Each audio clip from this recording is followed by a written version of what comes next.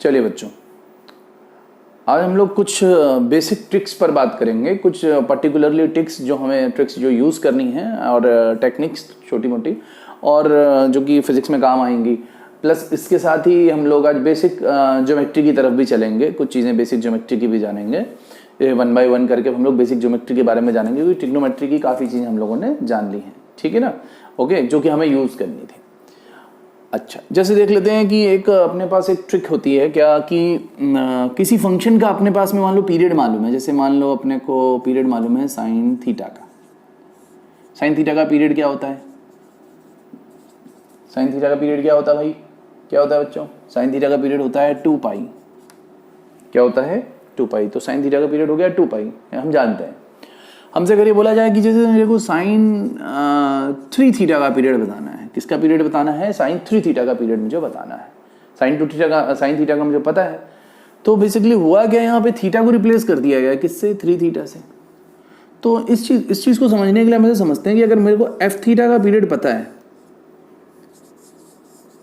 If F theta का period है अपने पास में, मान लो टी पीरियड होने का मतलब ये फंक्शन टी इंटरवल के बाद अपनी वैल्यू को रिपीट करेगा।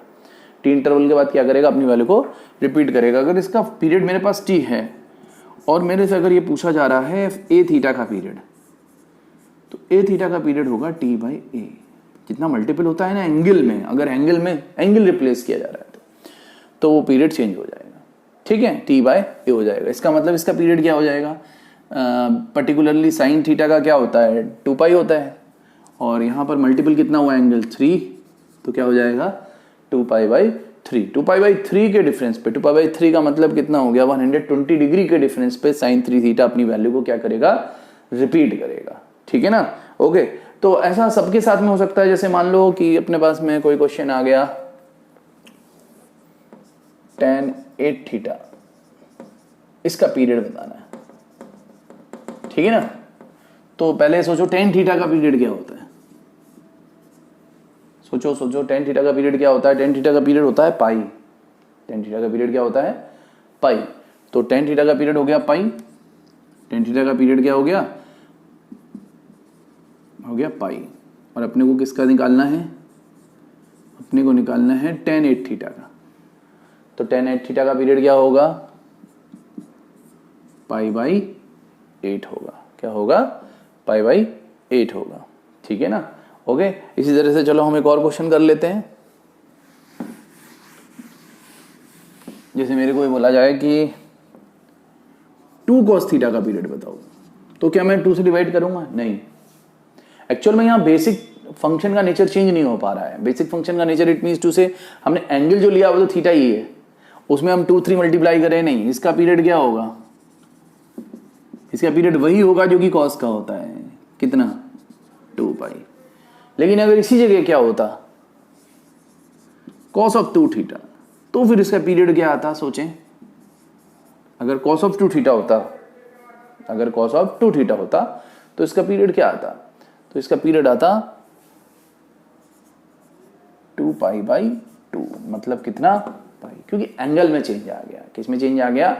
एंगल में चेंज आ गया। तो हमें ये बात ध्यान रखनी है कि अगर एंगल में चेंज आ रहा है, तो फिर पीरियड निकालते समय हम पर्टिकुलरली वो जिस नंबर से मल्टीपल हुआ है एंगल में, ओके, उससे हम क्या कर देंगे? यहाँ पर डिवाइड कर देंगे। जैसे मान लो अपने पास एक क्वेश्चन ऐसे आ जाए, कहीं पर भी यूज करना पड़ सकता है ये पर्टिकुलरली क्वेश्चंस ना आए तब भी हमें कहीं भी फिजिक्स में यूज करना पड़े। जैसे मान लो हमारे पास ऐसा क्वेश्चन आ जाए, cos थीटा बाई 2 का पीरियड बताना है। इसका मुझे क्या बताना है? cos थीटा बाई 2 का मुझे पीरियड बताना है, ठीक है ना। ये मेरा क्वेश्चन है कि cos थीटा बाई 2 का पीरियड बताना है। अच्छा भाई, cos थीटा बाई 2 का पीरियड कैसे बताया जाए? तो कुछ नहीं, जैसे डिवीजन करते हैं, जो मल्टीप्लाई होता है। ध्यान से देखो तो यहाँ कितना फैक्टर मल्टीप्लाई है? 1/2 मल्टीप्लाई है। अच्छा, cos थीटा का पीरियड पहले लिख लेते हैं। cos थीटा का पीरियड क्या है? cos थीटा का पीरियड क्या होता है? 2 पाई होता है। cos थीटा का पीरियड क्या होता है? 2 पाई होता है। तो cos थीटा का पीरियड अगर 2 पाई होता है तो cos थीटा बाई 2 का पीरियड क्या होगा? 2 पाई। और डिवीजन में क्या आएगा? जितना यहाँ पर थीटा से मल्टीपल है, थीटा से मल्टीपल क्या हुआ है? 1/2। तो कितना आ जाएगा? 4 पाई। कितना आ जाएगा? 4 पाई। ये किसका पीरियड आ गया अपने पास में, cos थीटा बाई 2 का। तो हम पर्टिकुलरली किसी और टाइप के फंक्शंस के भी पीरियड्स बता सकते हैं, ठीक है ना। ओके, तो ये तो बेसिक ट्रिग्नोमेट्री का पार्ट जो है लगभग हमारा फिनिश हो जाता है। अब हम अगर एक बार रिकैप्चुलाइज करें चीज़ों को, थोड़ा सा समराइज करते हैं अगर मान लीजिए चीज़ों को, तो मैं जल्दी से एक बार समराइज कर देता हूँ थोड़ा सा कि हमने बेसिकली ट्रिग्नोमेट्री में हमें ध्यान क्या क्या रखना है। हमें देखो साइन 37 की वैल्यू ध्यान रखनी है, पर्टिकुलरली कॉस 37 की वैल्यू ध्यान रखनी है, ये सारी वैल्यूज हमारे लिए काम की हैं, ठीक। Sine 37 cos 37, okay. इसके अलावा वो ट्रायंगल ध्यान रखना है जहाँ से बनता है। उसके अलावा हमें sine A plus B sine A minus B cos two theta का फॉर्मूला बहुत ही इंपॉर्टेंट, ठीक है ना, specially cos square theta minus sine square theta, ये भी हमें ध्यान रखना है, ठीक है, ओके। इसके बाद एक फॉर्मूला और आता है, जरा मैं उस पर बात कर लेता हूँ। हालांकि मैंने बताया है, मैं सोचता हूँ आप जानते होंगे, sine C plus sine D, कहीं कहीं ये फॉर्मूला भी काम आ जाता है फिजिक्स में, sine C plus sine D. Sine C plus sine D का फॉर्मूला क्या होता है, 2 sine C plus D by 2 cos C minus D by 2, 2 sine C plus D by 2 cos C minus D by 2, ठीक है बच्चों। ये sine C plus sine D का formula है। ऐसे ही sine C minus sine D का भी फॉर्मूला होता है।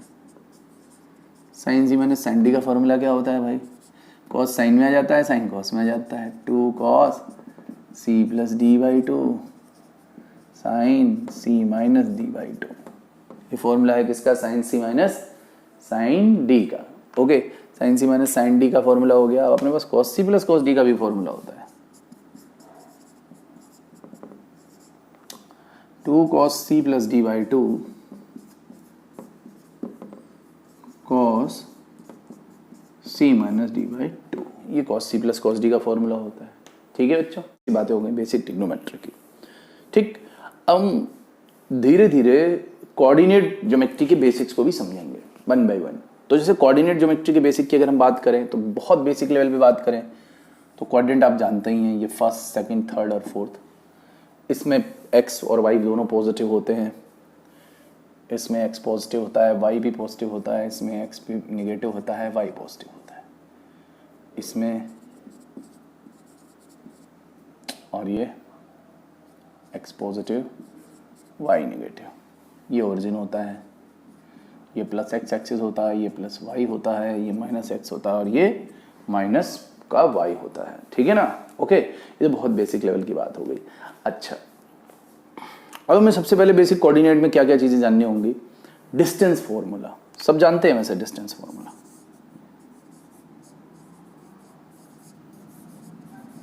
सभी लोग जानते हैं। डिस्टेंस फॉर्मूला क्या होता है, कोई दो पॉइंट है, एक x1 कामा y1 और एक पॉइंट क्या है x2 कामा y2, ठीक। तो मान लो ये मेरे को ए बी डिस्टेंस लिखनी है, क्या लिखनी है, ए बी डिस्टेंस लिखनी है। तो ये डिस्टेंस क्या होगी, A B root over x1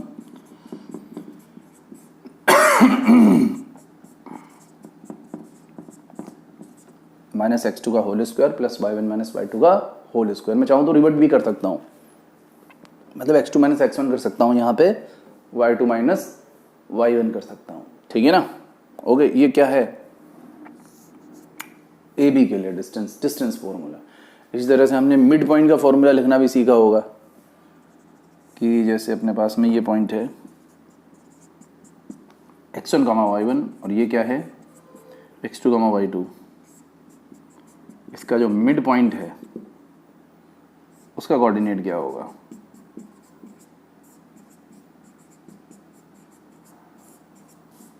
उसका कोऑर्डिनेट होता है x1 plus x2 by 2 y1 plus y2 by 2। ये बहुत बेसिक चीज़ें हैं, ये बेसिक डिस्टेंस फार्मूला, ये मिड पॉइंट का फॉर्मूला कि भाई मिड पॉइंट का कोऑर्डिनेट क्या होता है, ठीक है।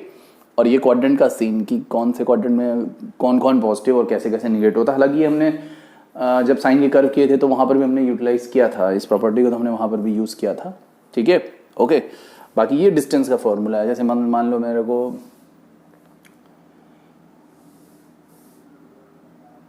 अच्छा, ये जो मैंने ड्रॉ किया, ये क्या ड्रॉ किया?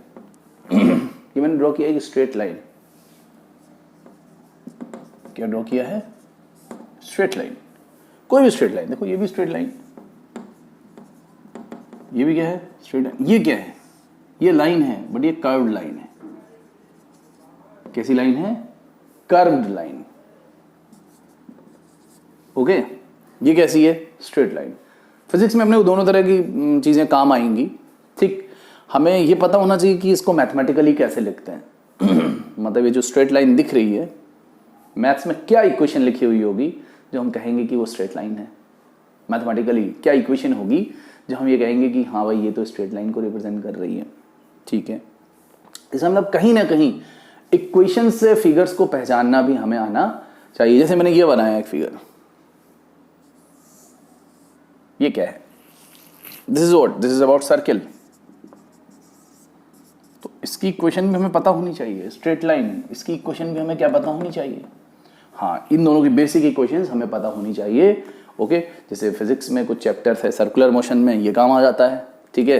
1D मोशन में, स्ट्रेट लाइन मोशन में स्ट्रेट लाइन का इक्वेशन काम आ जाता है, ठीक है। तो हमें बेसिकली पता होना चाहिए कि स्ट्रेट लाइन कैसे पहचानी जाती है। तो डिस्टेंस फॉर्मूला आप सभी को क्लियर है, मिड पॉइंट निकालना पता ही है सबको, ठीक है। अब स्ट्रेट लाइन कैसे पहचानी जाती है और क्या होती है स्ट्रेट लाइन, थोड़ा सा मैं आपको इंट्रो देता हूँ, फिर हम लोग थोड़ा सा स्ट्रेट लाइन की बात करेंगे। 1-2 क्लासेस में स्ट्रेट लाइन के बारे में डिस्कशन करेंगे, स्ट्रेट लाइन में क्या क्या होता है और कौन कौन से पैरामीटर्स होते हैं जो स्ट्रेट लाइन को सेपरेट करते हैं कि भाई ये अलग है, ये अलग स्ट्रेट लाइन है, ठीक है। ओके, तो वो मैथमेटिकल पैरामीटर्स क्या होते हैं उन पर भी हम लोग बात करेंगे। लेकिन पहले हम लोग जरा बात करते हैं स्ट्रेट लाइन की। Linear relation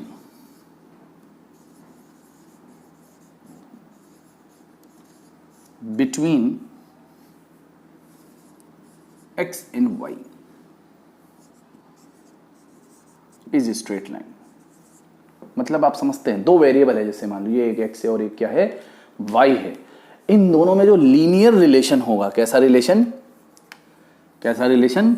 linear relation. वो क्या रिप्रेजेंट करेगा? क्या रिप्रेजेंट करेगा?